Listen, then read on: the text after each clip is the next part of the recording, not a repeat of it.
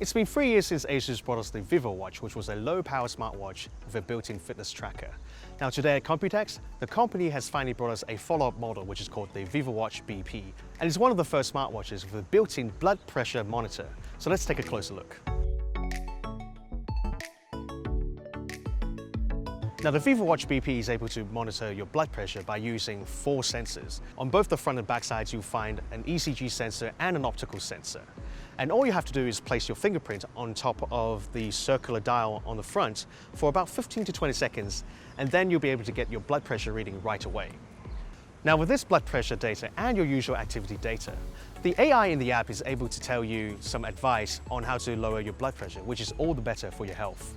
On top of that, it's also able to automatically tell between your usual activities and exercise, meaning there's less hassle to deal with if you want to keep a closer eye on your fitness data. What's also being improved is the battery life. The VivoWatch BP comes with a 28-day battery life, which is more than twice as what we used to have on the VivoWatch, so that's very handy. Another new and very important feature here is GPS tracking, which is great news for the runners out there. And it's also great for people who want to give this watch to elderly folks who might sometimes struggle to find their way home. And you just need to open your app, see where they are, and then you'll be able to find them back in no time. Now obviously I've only had a very brief hands-on time with the VivoWatch BP, and while I can't comment on the accuracy of all these measurements, what I can say is it's definitely not the prettiest smartwatch available on the market right now, but it does serve its purposes.